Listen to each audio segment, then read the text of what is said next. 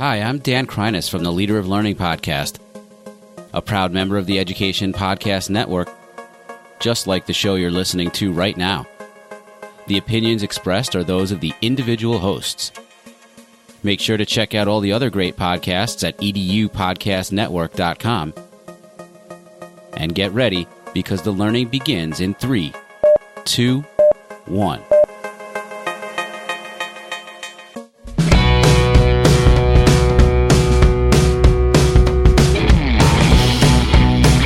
Welcome to the Google Teacher Tribe podcast, your source for the latest news on Google for education, tips, tricks, and teaching ideas you can use in class tomorrow.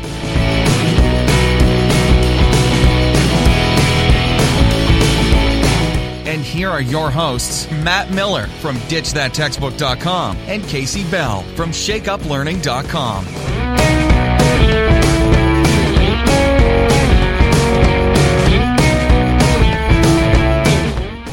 Hey Tribe, welcome to episode 50 of the Google Teacher Tribe. Woohoo! Yay, we made it. 50 episodes, for real? For reals, man. This is it. We made it to 50. So I look at some of the numbers of some of these podcasters who've been doing this for years, and those numbers just blow me away. I'm excited to hit 50. I don't know about you. Oh, yeah, absolutely. This has been fun. I was just telling somebody in a message recently, I was like, they were asking me a question about something that we had said in an episode recently, and I go, man, we're closing on 50 episodes, and sometimes they're just a blur of what have we actually covered? What did we say? Someone will tell me, oh, you said so-and-so on the podcast, and I go, really? Yeah. Oh, yeah, I think we did. Yeah. So they're getting to that point now where they kind of run together a little bit, but it has been a blast. Absolutely. It has, and we have so much fun connecting with all of y'all around here and beyond. So, you ready to get going on this episode? We got something to say, don't we? Yeah, absolutely. We're gonna talk today about Google Sheets add-ons. Now, if this sounds like a foreign language to you, don't abandon us yet, because this is something where if you do anything in Google Sheets, or if you use Google Forms to collect information from people through Google Forms surveys, these Sheets add-ons can be a lifesaver, and they do some really cool stuff, and they're not that hard to use. So we're going to dig into that. We've got some great comments and questions, and of course some blog posts to share. So Casey, you ready to do this? Let's go.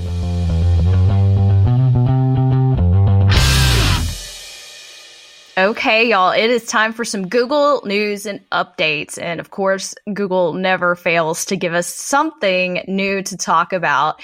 And I am super excited to share this little tidbit here. It's called Change the Game, and it's a design challenge. So Google has partnered with Girls Make Games and the ESA Foundation to launch the Change the Game design challenge to inspire and empower teens to design a game they'd like to play. Woohoo! Yeah, I'm all about this. This looks awesome. Now, that's from the blog post, but I've also included in the show notes a direct link to the challenge. And the prizes, let me tell you, these are pretty impressive too. So the top 5 finalists will win a VIP trip to LA, where they can showcase their game ideas and join a celebration of women in gaming. Ooh. All right, who runs the world? All right. So I think this looks pretty awesome, and I hope some of you will encourage the young women and young budding coders that you have in your classroom to take this challenge. Yeah, that sounds so cool. And I think they also get to go to E3, which is, I mean, if you're into video games, the E3 Expo is all about that, and that's a pretty cool thing. So definitely that's something worth checking out. So there's an app that you may or may not have heard of that Google has released, and it's called Files Go. And Files Go is part of this initiative by Google called Next Billion Users, which is really aimed to kind of like helping people in third world and developing countries that don't have, super smart, super updated phones to be able to get internet access and to be able to kind of live in this digital world. And FilesGo was developed through that, but it is still a really useful app. And so you don't have to necessarily be in one of those countries to get use out of it. So basically, FilesGo is something that they developed to help Android users free up space to find files quickly and to share them offline. And they've just recently added some new features to it. So if you're looking for a way to manage the files that you have on your phone, you might want to check this out if you have an Android. So they added a file search. And so if you've ever downloaded something onto your phone, this happens to me all the time. I download it and I don't realize that it's there. And then either my downloads folder gets big or I start to download something that I've already got and I didn't realize I had it. So now you're able to, it says you should be able to search for your files on your phone just like you search the internet, which is kind of cool. It also will help you find the location of duplicate files, kind of like what I was just talking about, and also help you remove backed up photos and videos. So it works very well with Google Photos. And that's what I use. Whenever I take pictures, I have it sync automatically to Google Photos. And so my photos automatically are saved in the cloud. And then whenever I start to run out of space on my phone, I can just delete all the ones on my phone and they're still saved in the cloud. So FilesGo, if you haven't checked that out and you're looking for a better way to manage the files on your device for your own personal device, or if you've got students who kind of like bring their own device or they work with their phones in class, this could be something worth checking out. Awesome. So, that's not on my phone, but I don't have an Android, but we do have some other options on iOS. But I am excited about this next update, and I've seen a lot of people talking about this. But if you happen to be a fan of OKGo, and even if you're not a fan of the music, you should be a fan of their music videos because they have just had some landmark, exciting things that are going on. Well, what happened was Google's Science Journal team. So if you remember, and we've talked about the Science Journal app on here before, but that team has actually partnered with OKGo to create the OKGo Sandbox, which is a collection of materials for K-12 educators. These are challenges to help kids experiment and do all kinds of little projects, and it's really fun. So if you go to their website and you look at the actual sandbox, you'll see all kinds of fun stuff, and you see the example videos, which will just blow your mind. Like the one that I just watched was the 4 guys from OKGo in a car making music with everything inside the car, from shutting the door. They had these little poles sticking out. They drive down the road and the pole hits a piano every few feet and hits a new note. I mean, I can't even describe it all. It's so like you just have to see this. So the sandbox is loaded with question and answers and different challenges like the sensor sounds, compass. And so they've got this loaded up with an educator guide, the Science Journal guide, and then a worksheet. Now, obviously, science can use this, but I also think this is great for things like Genius Hour and some of the other projects that you may have going in your classroom just to help kids pursue the things that they're interested in, do a little bit of tinkering, maybe some maker spaces can make use of this, but it is super fun. Yeah. And I am a huge fan of these music videos. I think my 2 favorite ones, there's one for a song called The One Moment. And this is one where they shoot this video of all of this chaos happening in just a few seconds. And then they slow it way down and it turns into this like really, really cool video. And then there's another one called Upside Down and Inside Out that was shot in a plane. And basically what they would do, if I remember this correctly, is they would have the plane almost like nosedive so that inside of the plane was at 0 gravity, and they shot all of these takes in 0 gravity for this video. And there's one that's a Rube Goldberg machine for the song This Too Shall Pass. I mean, you could go on and on with really cool examples from OKGo. And so to have some official resources for teachers there is really, really nice. And then the last one, this was one that I stumbled upon just recently on Twitter. This is an app, and it's called Just a Line. And so Just Align basically gives you a very sort of simple, rudimentary way to create augmented reality yourself. And so the app is very simple. Basically, whenever you load up the Just Align app, it activates your camera.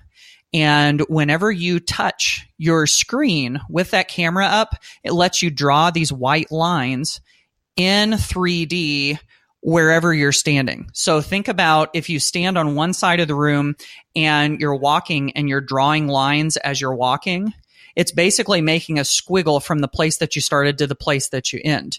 And so you can draw in 3 dimensions all over the room and then go stand in another part of the room and look at it from that perspective. It's really pretty cool. And if you go to their website for their app, it shows you some examples of how some people have done it. And I am just fascinated to see when teachers get a hold of this and their students do what they're going to be able to do. So that's definitely one worth checking out, the Just Align app.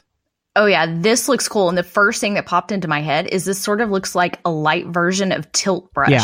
So if you have seen Google's Tilt Brush app, which only works, as far as I know, still in Daydream with their special set. So it's sort of been a limited availability thing, and it's really colorful and very detailed. This is, so far at least, just white, but that's what it made me think of. And being able to create in 3D in a virtual reality scenario, blowing my mind. On your phone, no less. I mean, just on your phone. Just on your phone. Yeah, I love it. Anyway, if you want to check any of these out, definitely head to our show notes at googleteachertribe.com/50.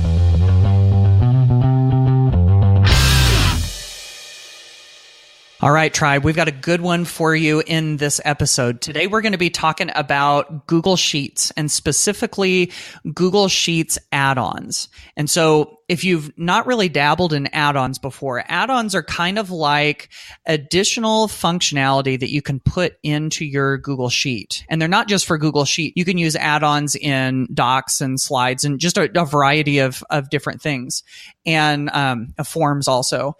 And basically, it's almost like an extra little program that runs inside of, in this case, your Google Sheet, and will do something useful or helpful. And having these add-ons available in Sheets, I have found, is huge, because so often whenever we use Sheets, it's like we've got all of this data and we think, well, there's so much data here. If I try to manually do X, Y, and Z, it's going to take forever. Or we might think, oh, I would love to be able to do this one thing over and over and over again, but I don't want to just repetitiously do it. And so there are some really great Google Sheets add-ons out there that will take care of some of that repetitive stuff and can really, really save you time, and in some cases help you to create some really cool stuff in just a matter of minutes. I agree. I think add-ons in Sheets is the most powerful of all of the add-ons, because we can have data in a sheet.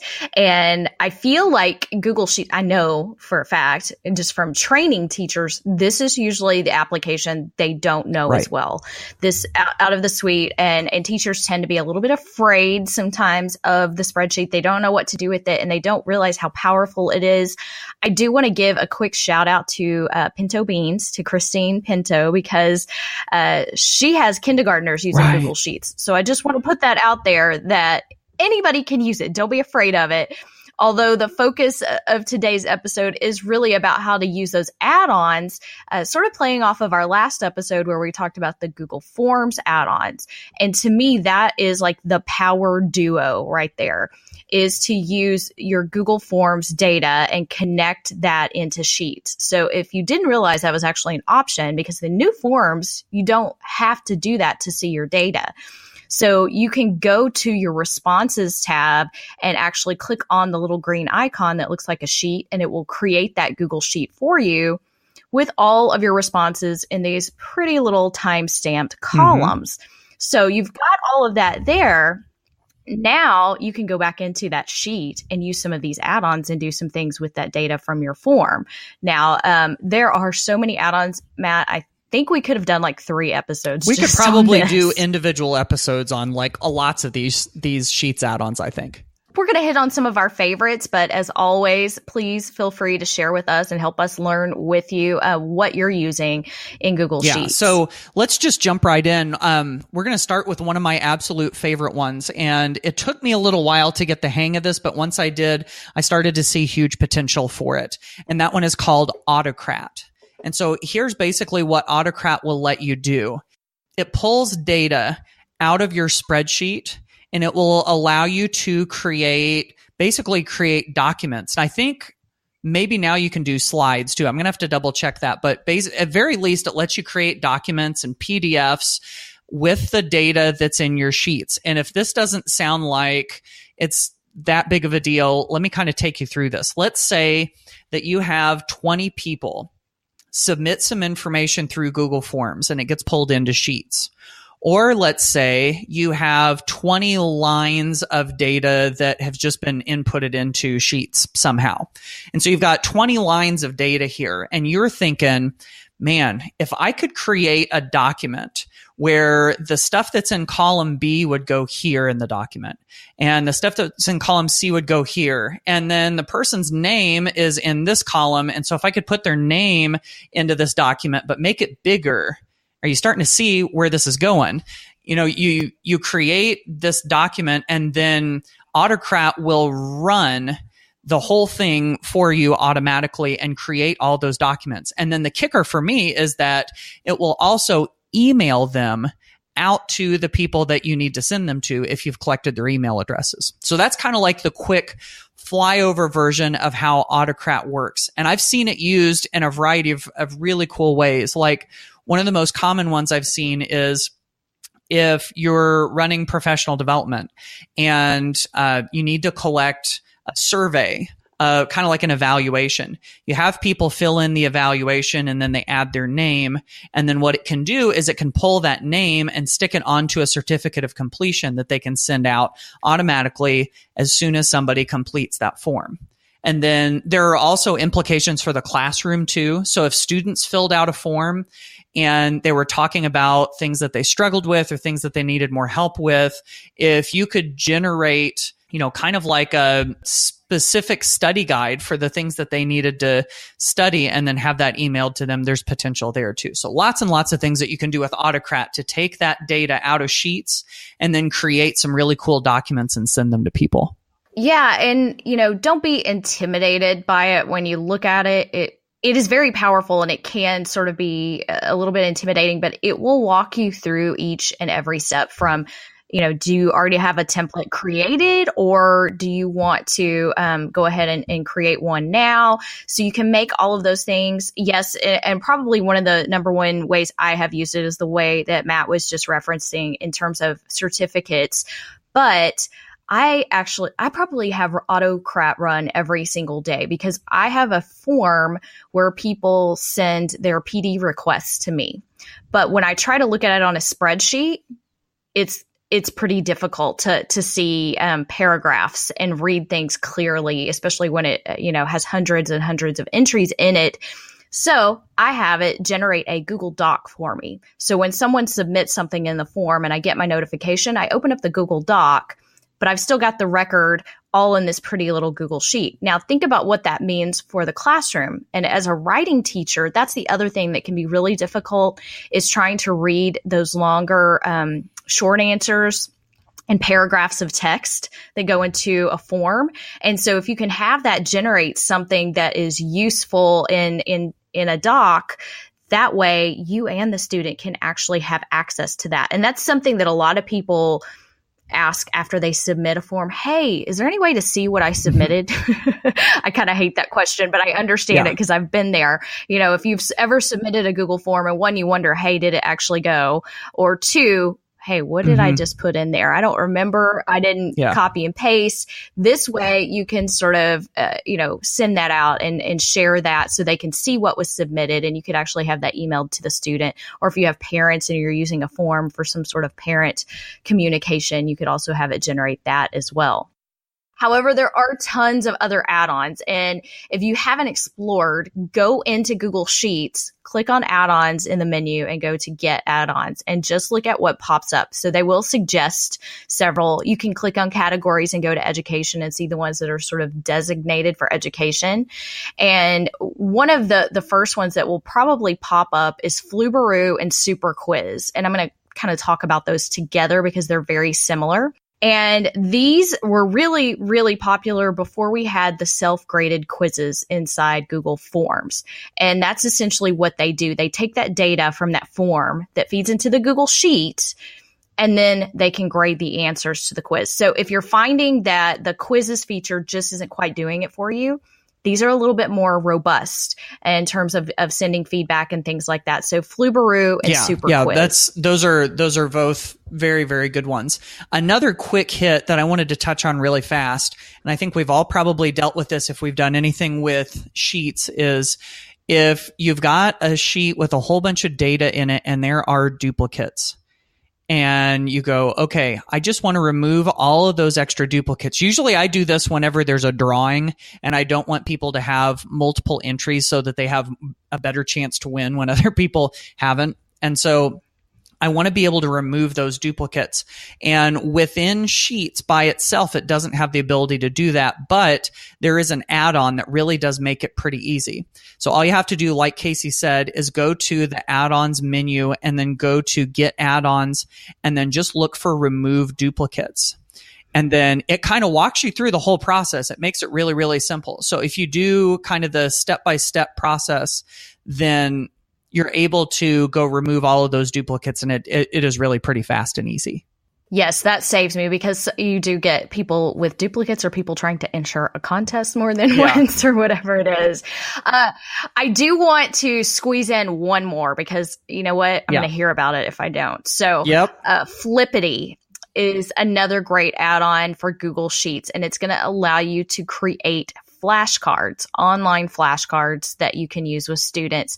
Their website is great. They have tons of examples from, spelling words, and they have a random name picker. There's a quiz show. There's the flashcards.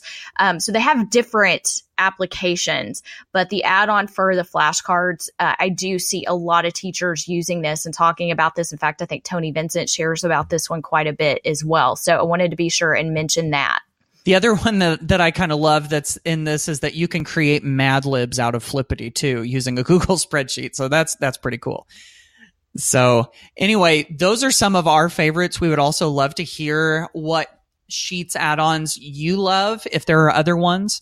So definitely feel free to tweet those to the GT Tribe hashtag or send us a message at googleteachertribe.com, and we will be glad to pass those along.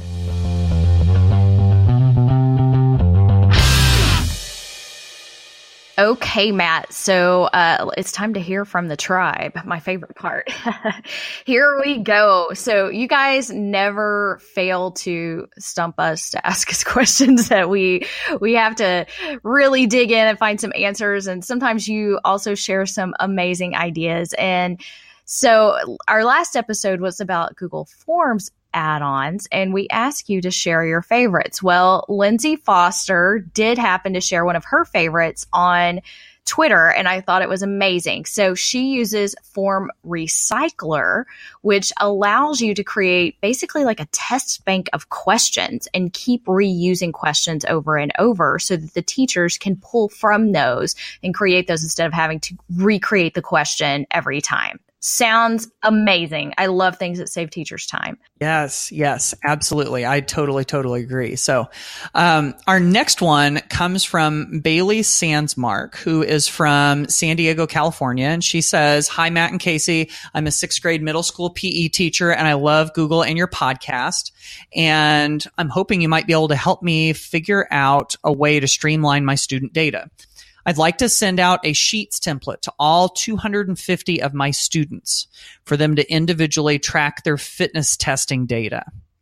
But then, and if you've worked with something like this before, you know where she's going on this. I would like to have an efficient way for them to be able to share that info with me so I can see all of my students' data in one sheet. Having to access 250 different sheets makes my head spin. Amen to that. Currently, my students track this data on a piece of paper, but it would be great for them to have a digital copy that can travel with them all 3 years of middle school so they can truly track their growth and so that their 7th and 8th grade PE teachers can see that data as well. Okay, so Casey and I talked about this a little bit, and I think we have a couple of different solutions. And in fact, I had another one kind of come to mind while I was just reading this. So at first, what I was thinking was, if you want students to create all of this in a Sheets template, so I'm imagining 250 students, 250 different sheets, and you'd like a place where you can access all of it. One option there is, what if you as the teacher create a Google form and you ask for their student's name in a short answer field, and then give another short answer field where they can paste the link to their Google Sheet. And so that way you would have all 250 sheets all kind of like lined up with their names. Now that's where I went at first. But then, and this, I don't know, this one just popped into my head. So bear with me if this sounds like it's too much chaos. But I'm thinking, what if you if you wanted to have all of it in all one sheet, what if you created one master sheet with student names as the tabs? And then you shared that link with the students and anyone can edit a link. Now, saying those words already kind of makes me cringe. So again, like I said, this just kind of came to mind. So I don't know how well this will work, because when you give an anyone can edit link to 250 kids, you're just kind of asking for trouble. But you know the students, and you may know if this is something that they could do. And I could see them copy and pasting their data out of their sheet into the tab with their name. Not probably like the easiest, most streamlined ways to do it, but those ways could work, I think. And there may be a script or even another add-on that could magically create and share each tab with a different person or a different student. So I don't know. I was thinking about this and not knowing, is this a one-time collection, or do you have to collect it, several times throughout the year, or, several weeks or whatever? So I was thinking a Google form would really sort of streamline that process if you can do that. Now that may mean, several different Google forms, or maybe just a collection at the end and have students collect their data in one place and then submit it in the form at the end. So then you have your pretty spreadsheet with everything in one place. But we would love to hear from the tribe. I'm sure there's other teachers out there who have sort of faced the same type of dealings with data in a Google Sheet. So let us know what you think and how you would answer this question. Casey, I just had one other thing come to mind. I know a friend of the podcast, Alice Keeler, has created, surprise, surprise, she's written an add-on, and it's called Template Tab. And what it does is it allows you to create a template and then make a tab for each student, and it automatically puts their name in to the name of the tab. So it did exist. Yeah, exactly. It just came to mind. So Bailey, you might check that out also and see if that's a good solution to your situation.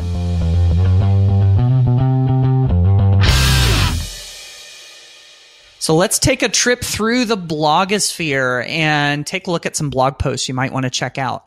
The one that I wanted to share today was written by Jake Miller. Jake Miller is a tech integration specialist from Ohio. And if that name sounds familiar, he was the guest for episode number 33, Support G Suite Learning with GIFs or GIFs or whatever you want to call them. And so Jake has written this great blog post, and it's called 11 Tips for Creating Stop Motion in Google Slides. I wrote a blog post not too long ago and have been presenting about this for a long time. It's not a new idea, but how you can use Google Slides to create stop motion animation. Jake added some tips to really kind of like refine and give you some new options on creating those. I thought it was a great blog post. So that's definitely one worth checking out. We've got a link for you here. Oh, we also have another share here. I wanted to share a post from my blog called The Nutritional Value of Learning. And you can kind of see the image in the show notes that's driving this. But I began to think about lesson plans like looking on the back of a package for the nutrition facts. Like, what does this lesson include? What does it hit? Are we covering our standards, our learning goals, the 4 C's? Because every lesson can't hit everything. And the point of this was not to try to grade lessons, but the point of this is for us to think about balancing our lessons like we balance our diet, so to speak. That you're not going to get everything you need out of one meal nutritionally. Not usually anyway, unless you're some sort of super eater, I guess. But the same idea, because I feel like teachers are overwhelmed and they feel like every lesson has to be like this super innovative idea. But, it's really just about striking a balance. And so just like we're supposed to eat the rainbow, I think we should teach the rainbow and fit it all in as we go. So go check out both of these blog posts at googleteachertribe.com/50 for our show notes.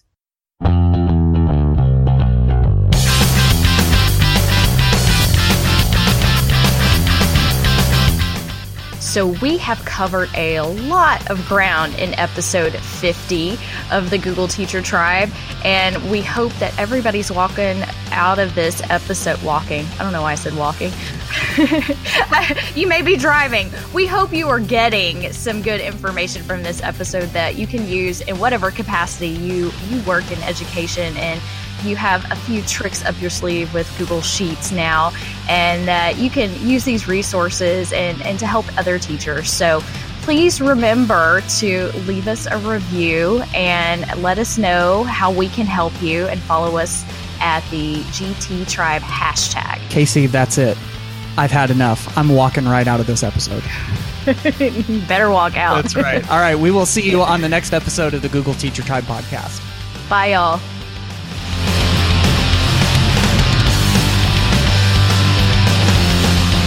Thanks for listening to the Google Teacher Tribe podcast. Keep up with every new episode by subscribing on iTunes, Google Play, or Stitcher, and by visiting googleteachertribe.com. Get in on the conversation on Twitter by using the hashtag GTTribe. Until next time, keep harnessing the G Suite power, and may the Googles be with you.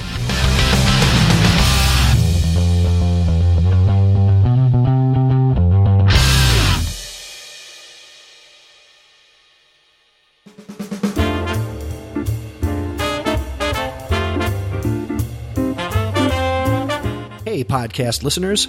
My name is Chris Nessie, and I'm the host of the House of EdTech podcast. The House of EdTech explores how technology is changing the way teachers teach and the impact that technology is having in education. My objectives include discussing technology that is changing our classrooms and schools and sharing information that you can hear about today and use tomorrow. I do this by talking with teachers, leaders, and creators just like you and having them share their stories. Why? Because whether you use it or not, technology is changing the way we teach and how our students learn. So I'd love it if you came over to chrisnessie.com and checked out the House of EdTech, because using technology isn't difficult. Just give it a try.